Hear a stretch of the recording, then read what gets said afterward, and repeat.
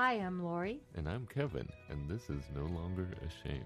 We are survivors of childhood sexual abuse. And we're here to share with you that if you're a survivor, you don't have to be alone. Our logo is a salamander, and the reason is a fire salamander can survive a fire, and you have survived a fire. We want to help you with your journey to healing and hope. We are all survivors together, and we walk this journey together, and you are not alone. By telling our stories, we are hoping that you will have the courage to share your stories as well and find your voice. Because stories are so important, and for so long I know that I wouldn't tell my story, but when I finally shared my story, that's when I got my freedom. And this is our journey and your journey to healing and hope. So come with us. I listened to a podcast this week that just hit me between the eyes because we've talked a lot about a lot of the issues around abuse.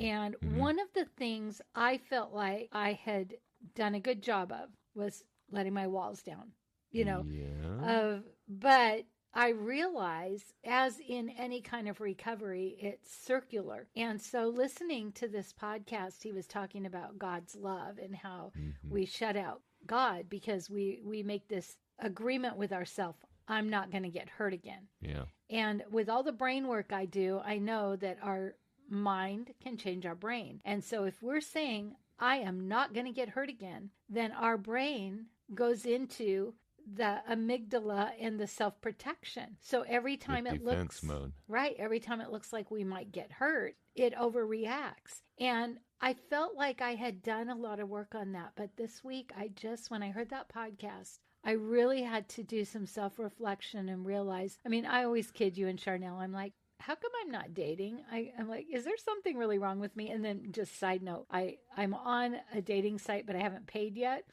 So I had a notice. So I went and looked. It was Santa Claus. He had a Santa hat and a Santa suit, the big beard. And I'm like, holy crap. No. Anyways, but I realized. Well, Christmas will always be fun. Oh, yeah. All year long. Well, yeah, except for Mrs. Claus. Yeah. So, but what it really made me realize is that I like my life. I'm really happy in my life. And there's part of me that doesn't want any more grief. And I don't want to shut myself off to love in any way. Right? Because if you love, you're going to get hurt, right? When you choose to love, you are going to get hurt. When you love your kids, you're going to get hurt. Yeah, when you choose to open yourself up, you're making yourself vulnerable. Right. And in order to do that, you have to take the walls down. Right. And in my situation, it's a little convoluted because my dad loved me. He loved me wrong. Yeah. He loved me wrong. And so it took me a long time to really understand what correct love is. What real love is. Yeah. And so I've done so much work, but it just goes to show that it's circular and it's layers. And so this week I really, really tried to focus on where do I have my walls up and see with COVID. Yeah. I'm home. I don't have to talk to anyone. I don't have to go anywhere on weekends. And it would be really easy to just be okay with that. Yeah. And I think it is okay to a point, but when you're doing it to avoid any kind of relationship because you don't want to get hurt, that's where the danger is. But we tell ourselves, one, I'm never going to get hurt again. I'm never going to trust a man again. All men are horrible. We make these announcements and they become commandments in our life. Yeah. Because our brain believes them. And so it's taking a minute to look at what are those things. And a good example of that is when kids are little, what does the mom say when they haven't eaten dinner? Kids are starving in China, right? Yeah. And so we grow up and we eat everything on our plate, even if we're done, because kids are starving in China, that has nothing to do with anything. Yeah. But we were told it, we accepted it. That's a life commandment that we have to break and say, you know what, even if kids are starving in our country, in any country, I still don't have to eat everything on my plate. Well, I think the thing about walls is we don't realize we have them. No. Because we're so used to them. It's something we put up there because that's how we protect ourselves when we're young. And so we put up these walls and they work. They work perfectly. And they work for the most part. And then when we want to be vulnerable, we have to tear down the walls, but we only tear down the walls that we're comfortable with, and we keep those other walls up because those are the ones that are really important to us. Right. But the problem is, the longer those walls stay up, the harder it is to tear them down. They become more solid the longer they're there. So they become like habit. And, there's this saying that whatever is familiar, we go to. And so these walls have been a very familiar and helpful protection. And in the Bible, in Corinthians, it says, when I was a child, I acted as a child. And then when I was older, I had to let go of that. And so the things that protected us as children don't work as adults.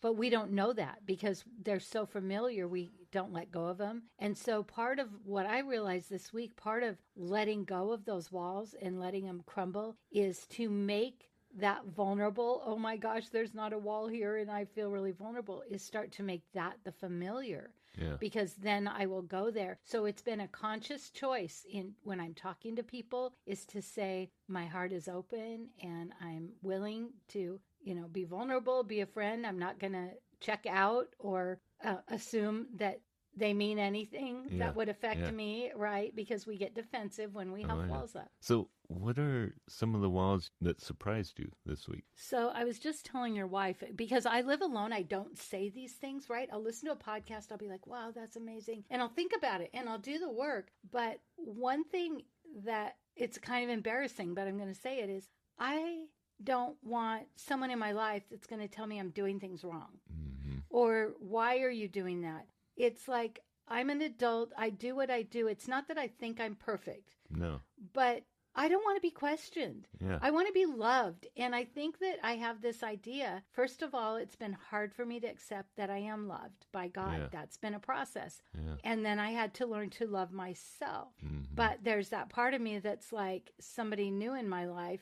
I don't know if they'll just love me and accept me. And so I'd rather tell myself this story that it's just easier to be alone than have somebody come in and say, why do you make coffee like that? Or, which feels judgmental. But what that reflects back is my insecurity, not that a person is really being judgmental. It's that I have to let go of those insecurities that somebody might judge me. I mean, I've written this whole story that's not even true. Yeah. Well, and even tonight when Charnel was talking about the dinner she was making tonight, she kept acting like I was being critical or judgmental of it. And so my side of the story that I remember is I was curious and I wanted to know what she was doing because she always does these creative things. She's so creative. And she's amazing at just coming up with stuff and doing it that I am probably the most boring cook on earth. And I have no idea how I would just come up with something from the stuff we have at our house. I would look at it and I'd just go out and get a frozen pizza because that's too much work to try and make something out of what we have. And so, but I understand she feels judged when I ask her, what are you doing? What are you making? What is this? And that's not my intent. But when you're used to having judgment in your life or having people that are critical, then you automatically assume that that's their intent, is they're going to be critical of what you're doing, or they're going to want to question why you're doing it or what you're doing, or why are you doing it that way? And that is hard, but it's it goes back to language too, though, because I'm seeing two sides of this. One is I see myself doing that because of my, insecurity. But also when people say, why are you doing that? It's automatically, I teach this in my class. Yeah. And again, it's like we want to ask questions and we want to be curious, but also there's judgment attached to why. Exactly. Yeah. And I never said why. Right. I said, what are you making? Yeah. What is this? And, but I know, we all have walls. I get them too. I think we're generally blind to them because until we come to these points of, you can't go past this. Mm-hmm. That's my wall. I'm keeping you out of there. And the older we get, the more we hold on to it. Oh, yeah. And I don't know if, given that I haven't really considered it. I don't know what I would call my walls right now. That's a tough one because I know I have them. I know they're there. I know there's things that, and I think it's, you recognize when your button's being pushed. And, part of it is what happened today with one of my bosses calling me and asking me about what happened at work while I was driving the van, and Charnel got all upset. And I'm going, yeah, don't worry. It's not a good thing, but it's not that bad.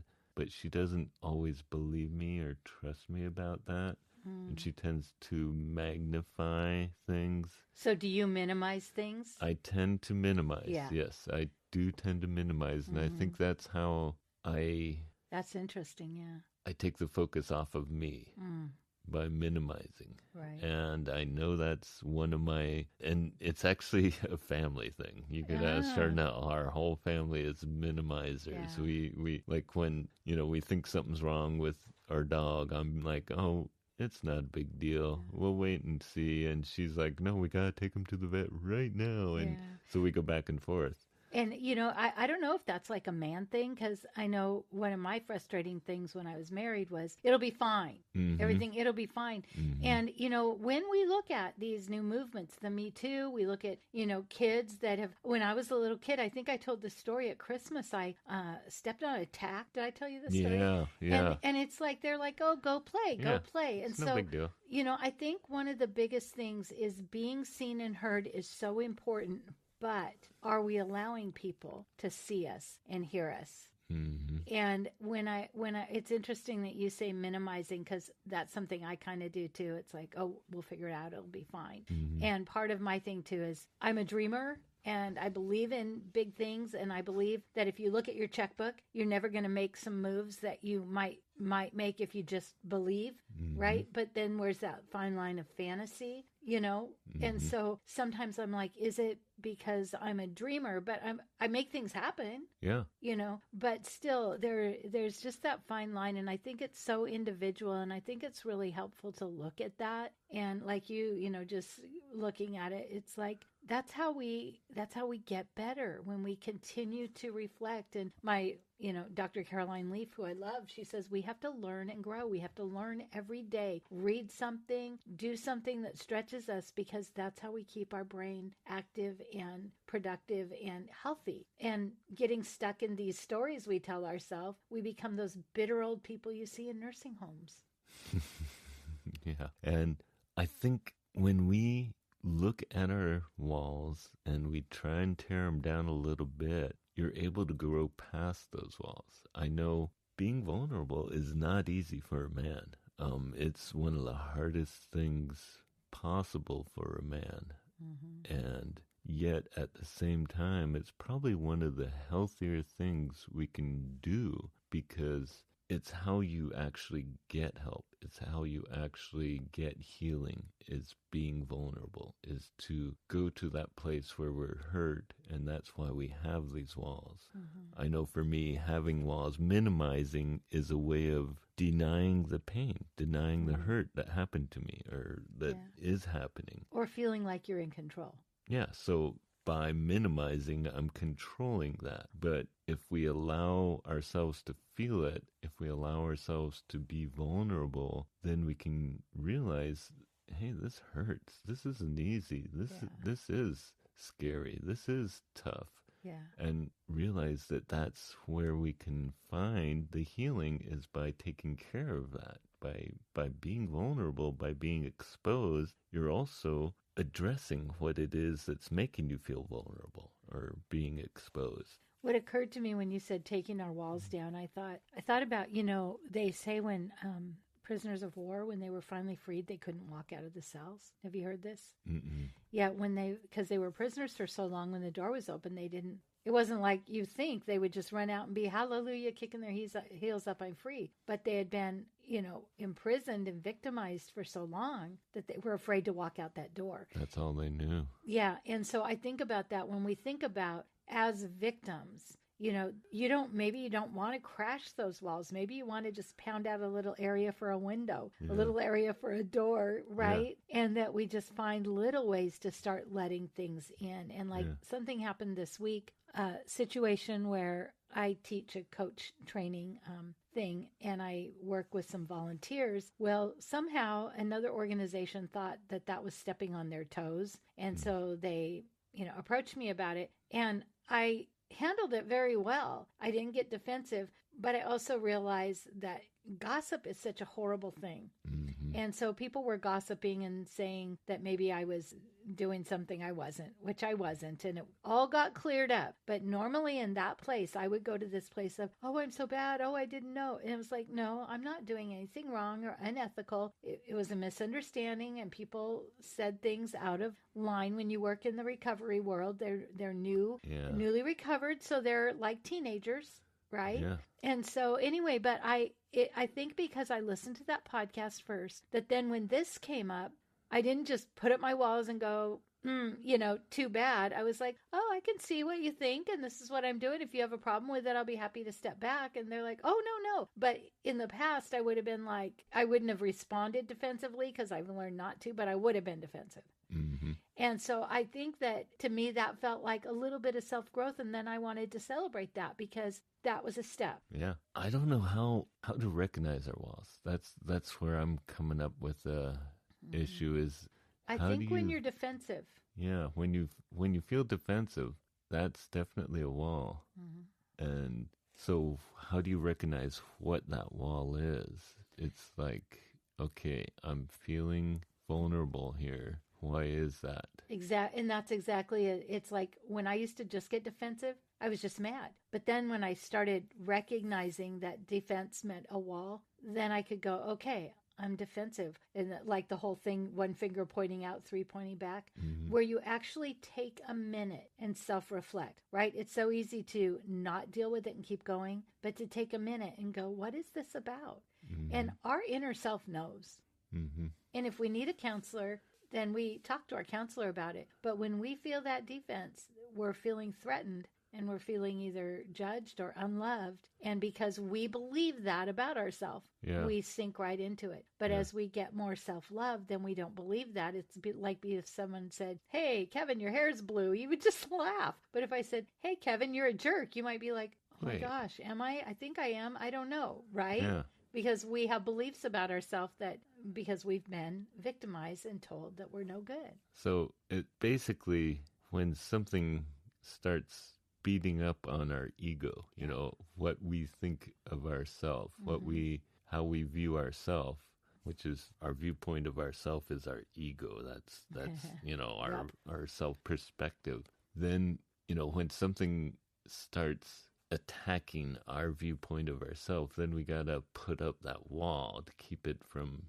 keep the defense up. But then if we start tearing down those walls, we have to look at the part of ourselves that are vulnerable, that are being attacked, and why are they being attacked? What causes that sense of defensiveness? Right. What is it that's hurting? And when we're so shut down, then we just hurt and we react. But as we start to get well, we go, oh, they're questioning my integrity, right? And I know I have integrity. So it's like, but if somebody is saying, so for me growing up, my mom couldn't stand the way I loaded the dishwasher and she was always like mad at me. And so then I'm scared to even try because I can't ever do anything right. And so then that kind of thing stays with you. Yeah. So it's like if somebody's questioning what you're doing, then all of a sudden I'm like, see, I can't do anything right. So it's not really about them. It's about me and what I believe about myself. But if I stop and go, yeah, no, I do things right. Yeah. Right.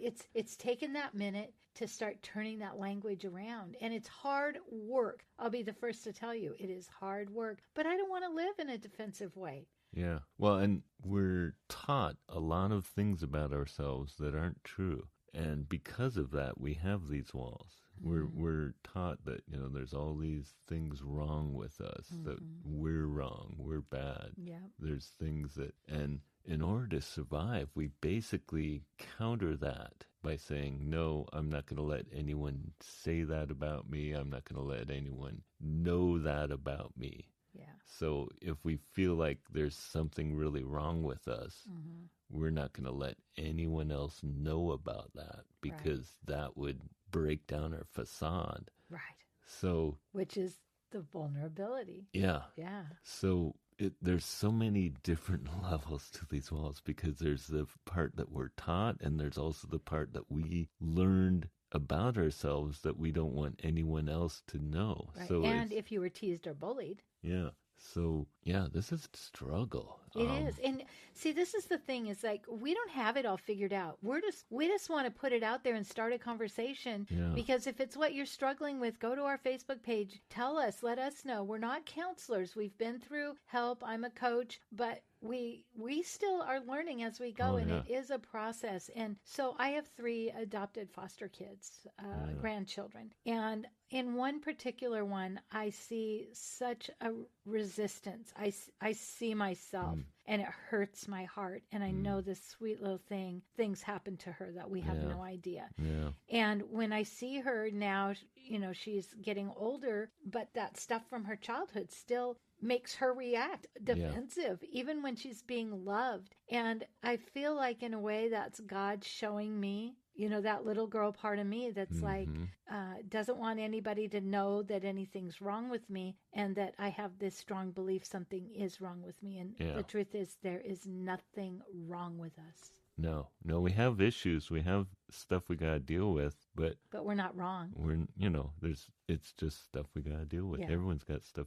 But I think, I've said this many times. I think survivors, when they do actually deal with their stuff, they start, they go through therapy, we become a lot more self-aware than most people are. And in many ways, we're a lot stronger. We're a lot more capable, because we know what our capabilities are. We know what our strengths are. We know, so you have a lot more self-awareness, because you're kind of forced to, in order to get through this stuff. Yeah. You have to deal with it. So I like this one, because I haven't really addressed it before or looked at it this way before. But I think part of it is also, like you were talking about your foster granddaughter, looking back at her, it's also part of dealing with that inner child, the lost kid, and realizing that in order to support that lost kid, in order to help out that lost kid,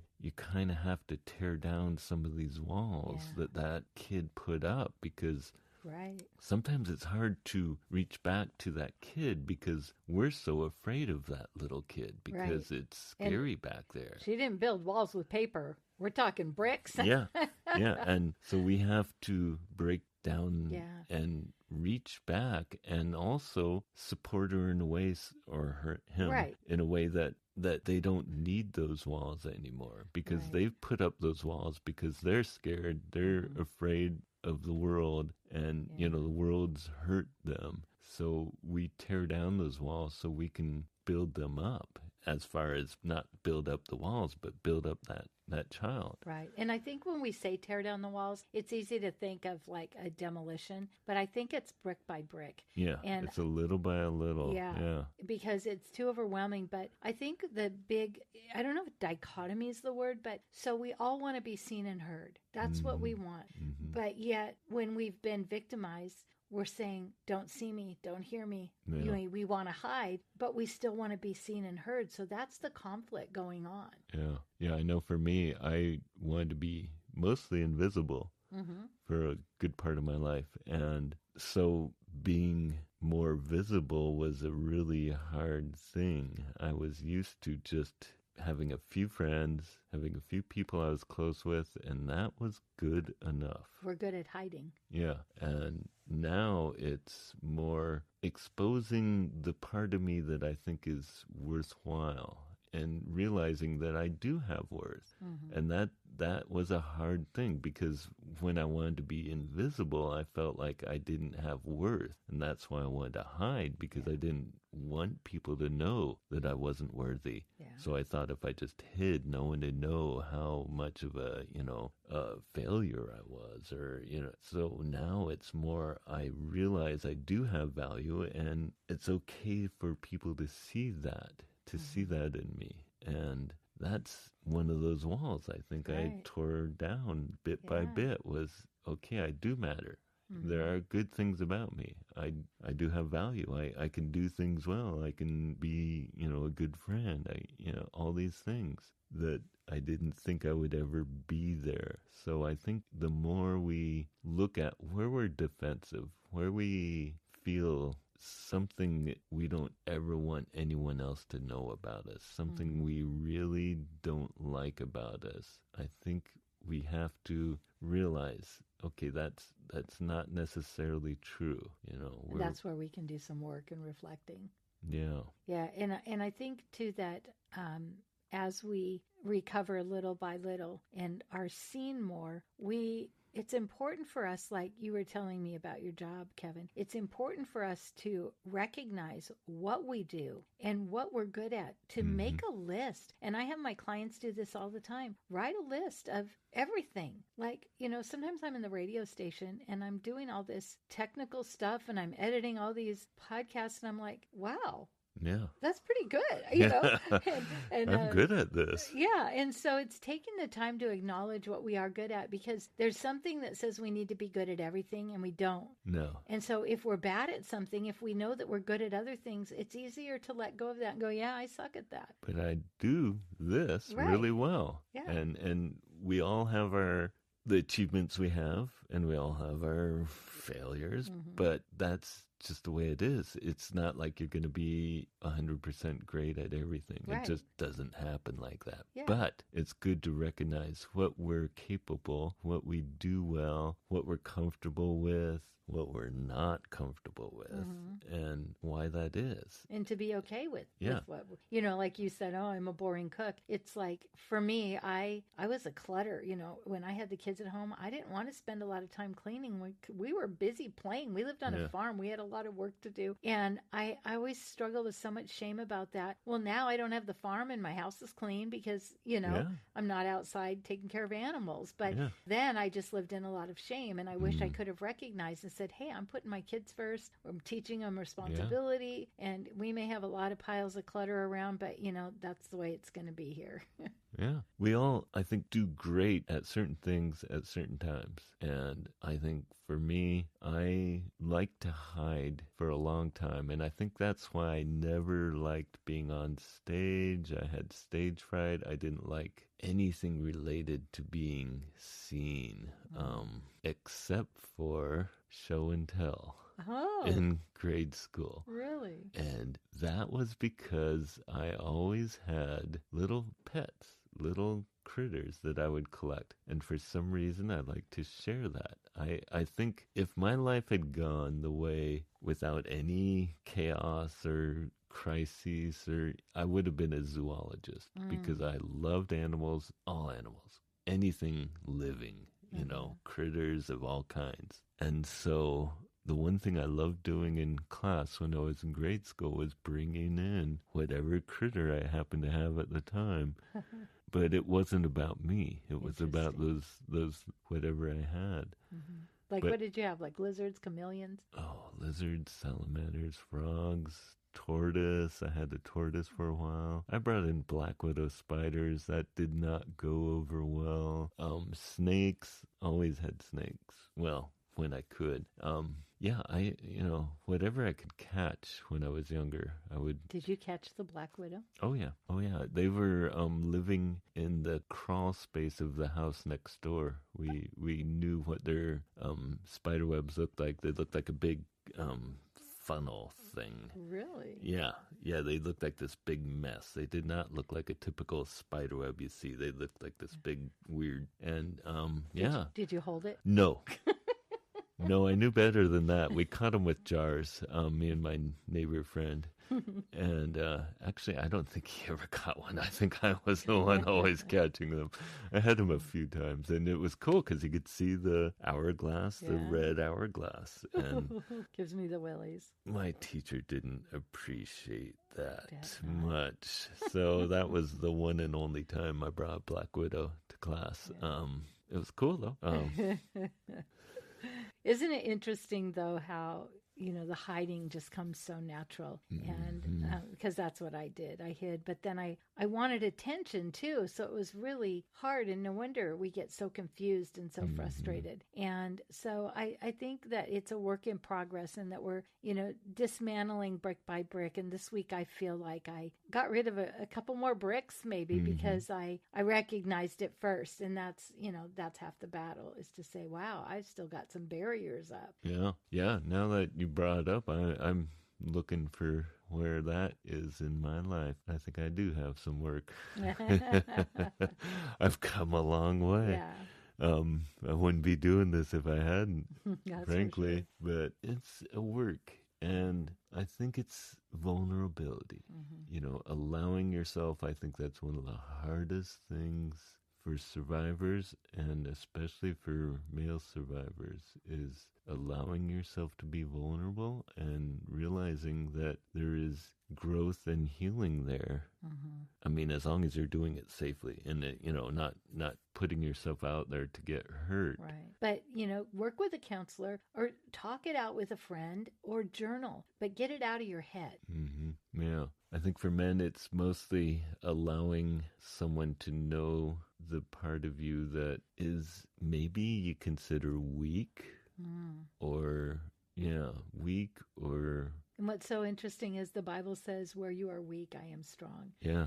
So all of these things we can let go of if we have God in our life. Yeah, I think that was one of the biggest changes in my life, was knowing that the strength didn't come from me.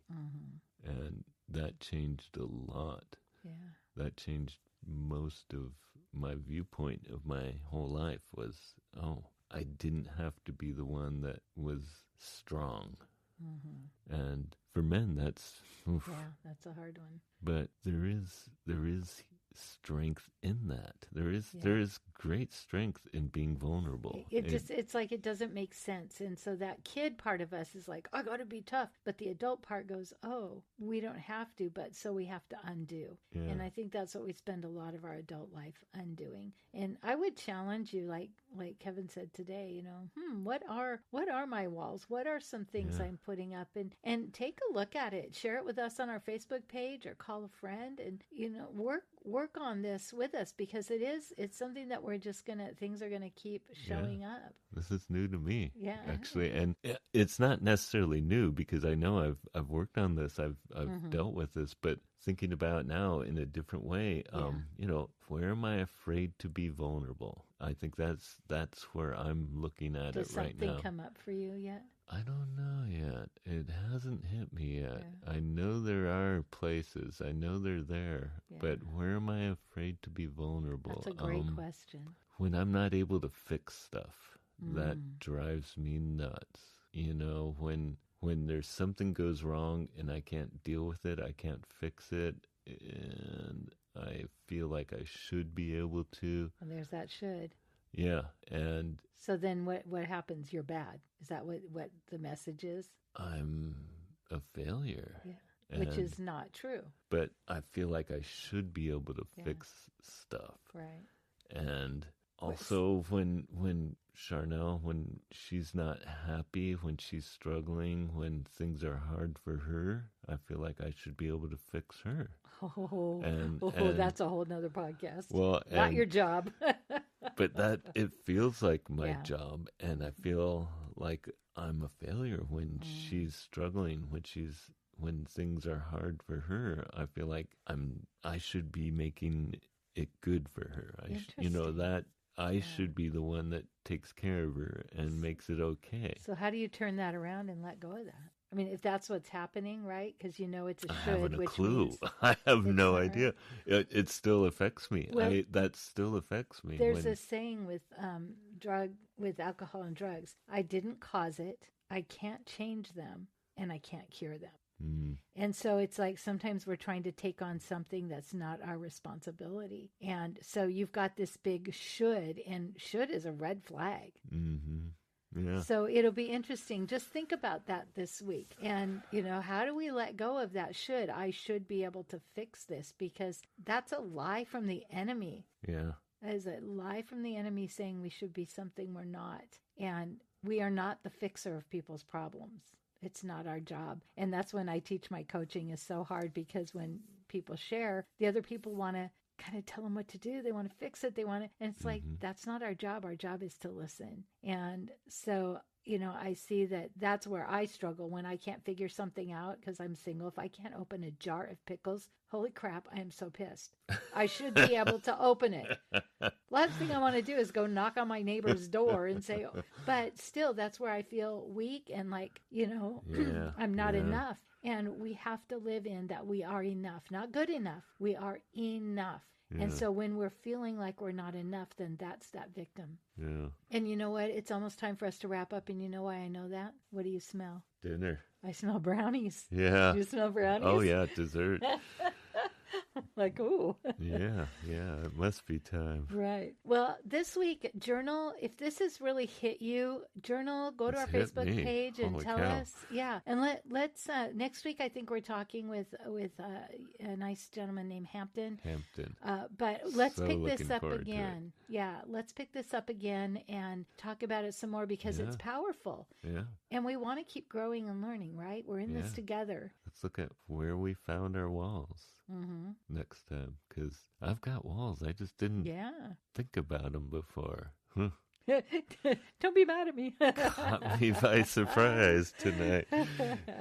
So, And that's called the inquiry, when you ask a question that you don't answer right away, that you keep, you ponder all week. So the inquiry is, what are my walls? So just think on that this week, and we'll come back to this probably the week after next, or maybe a few more weeks. But couple weeks. yeah, reach out on our Facebook page. And we always take time to pray. So if that's not your thing, you can push stop now. Otherwise, we're going to take a minute and pray about Kevin's walls. They're like Jericho. They're going to come down, You're going to see the neighbors with horns. blasting around the neighborhood, and all the walls will come down. Kevin, drop your walls. So that's it for today. We are going to have a prayer time if you want to stick with us. If not, we believe in you. We want to hear from you. We want to hear your stories. If you like this podcast, please rate and review, because that's how other people can find us. And we really want to spread this message. Oh, Father, thank you for your sense of humor. And also just for being there when we need you, Father, especially when we are feeling vulnerable and we are feeling like we're not enough. Thank you for letting us know that you are enough, and you want us to know that we are good enough, that we are enough, that we are all you want.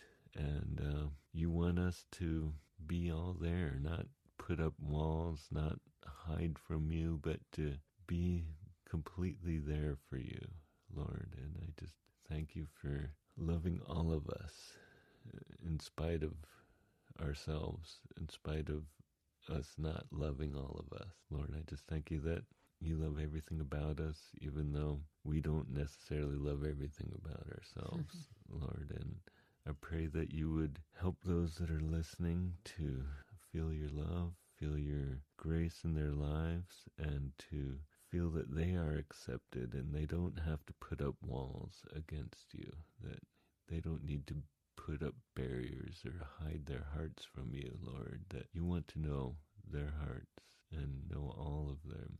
And Father, I just pray that you would help them to feel accepted by you in your name.